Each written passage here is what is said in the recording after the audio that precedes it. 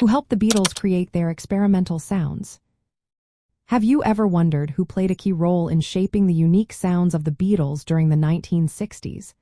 The band's journey into experimental music was not just a solo effort but a collaboration with several talented individuals and influences. Let's take a closer look at the key players who helped the Beatles create their innovative sounds.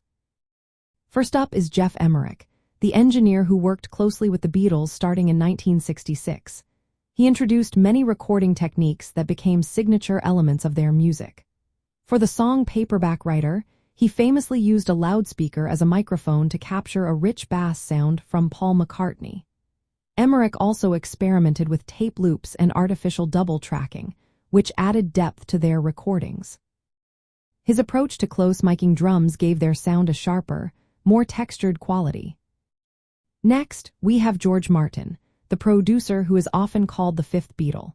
Martin's classical background and willingness to experiment allowed the Beatles to blend different musical styles. He arranged the string quartet for Eleanor Rigby and played a crucial role in the chaotic sound of Being for the benefit of Mr. Kite.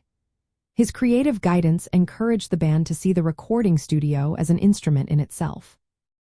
The influence of Indian classical music also played a significant role in their experimental phase.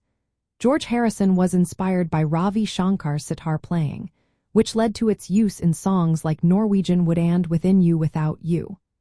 Collaborations with Indian musicians introduced Eastern scales and drones into their music, particularly on albums like Revolver and Sgt.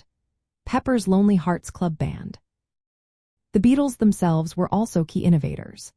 John Lennon's fascination with tape loops and reversed vocals, as heard in Rain, showcased their willingness to push musical boundaries.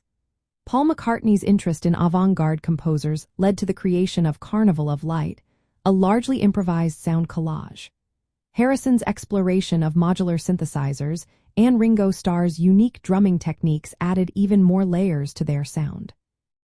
The cultural and technological context of the 1960s also played a role in their experimentation. With unlimited access to the Abbey Road studios, the Beatles spent countless hours refining their ideas. They crafted everything from the fade and intro of 8 Days a Week to the layered harmonies in Because. Collaborations with artists like Yoko Ono and electronic musicians at the BBC Radiophonic Workshop further expanded their musical palette. For many fans, these innovations evoke nostalgia for a time when music felt limitless. The Beatles' experiments, from jangly guitars to the psychedelic soundscapes of Strawberry Fields Forever, remains as a symbol of the creativity and artistic risk-taking that defined the 1960s.